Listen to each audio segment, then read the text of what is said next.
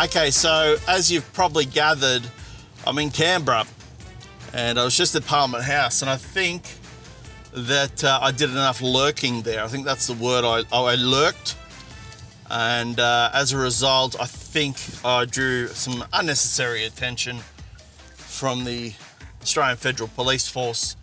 Anyway, I just had to get that shot. Look, I'm in the Hyundai Palisade Highlander, front-wheel drive, 3.8 litre petrol engine up front. Biggest car Hyundai offer. Also, they're most expensive. This one comes in just a tick over 71,000. It's a great cruiser. We've driven it from Sydney to Canberra. I've managed to dispense with the family just for a moment so I can record this little review here in Canberra. What is with Canberra and their swings and roundabouts? It's the only place where you can get car sick just on your morning commute. Anyway, big fan of this vehicle because I love big, plush cars, and that's what this is. The good thing about the Hyundai Palisade is it doesn't drive like some of its larger American counterparts. And what I mean by that is that it's pretty well sorted. It doesn't float around like a 10 or 15-year-old waterbed, if you know what I mean. You ever slept on a waterbed? We're Waterbeds Unlimited. Ready? Soft sides, hard sides, tube beds, day beds, canopy beds, children's beds, bedroom sets, massage systems, waveless mattresses. They still make those? Weren't they the go in the 80s? Good times. Now, on the way down, it seemed to act as just an indefinite autopilot system. I could have taken my hands off the steering wheel for at least 17 minutes. We timed it, but I hovered just enough so it wasn't illegal, and there were no warnings. But this morning I've tried it, and ding dong, off go all the warnings again. So I don't know what's going on there, but it's a good system.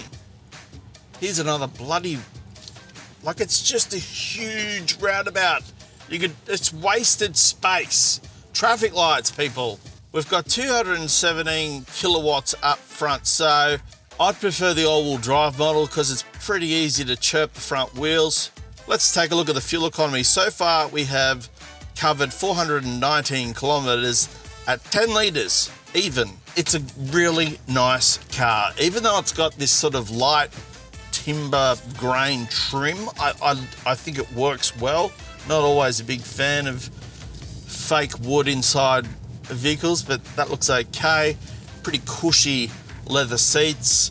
The people that we visited in Canberra were very impressed, which is not surprising given they've got 2006 Kia Carnival that's got about 500,000 Ks on the clock.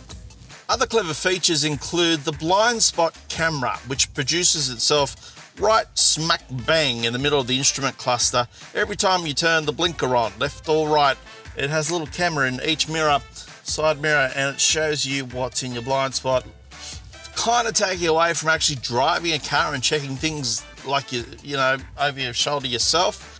Very good bird's eye view camera. You can zoom in, you can zoom out. Thumping sound system, really do enjoy that. 2 sunroofs, can't open the one in the middle, but you certainly can open the one above my head. Heated and cooled seats, which I've activated right now because it's a bit of a stinker here in Canberra. So some of the key takeaways for this is a great looking vehicle. It's really got a menacing and imposing look to it at the front. I really like it. It's sufficiently big enough to feel like, yes, you can carry a lot of people around and stuff, which you can. I don't think people who buy these cars do it because they want to carry 8 people, but they can, of course. It's just that enormous cargo space you get with the 3rd row down, which is a huge, huge benefit. Other features include USB ports all round. Everyone can juice up their gear. So I'm going to give it a score. We'll go through some pros and cons here. Pros, it's a sufficiently large enough car to make the neighbours think that you have a lot of children. It doesn't drive like a boat. Great technology. Some cons, not all that good on the fuel. Very expensive for a Hyundai. I'd be getting the diesel and all-wheel drive model. But having said that, the Hyundai Palisade is, I've seen a few around now. I think it'd be a bit of a hit here in Australia. It's got the looks, It's got the punch under the bonnet if that's what you want, and it's got the space.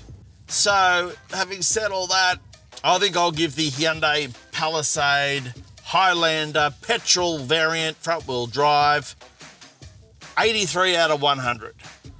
Normal programming will resume right after this. Until next time, Chris Bowen, Canberra. And by the way, subscribe to my YouTube channel. Otherwise, I'm literally wasting my life for you. Or maybe not for you, for no one.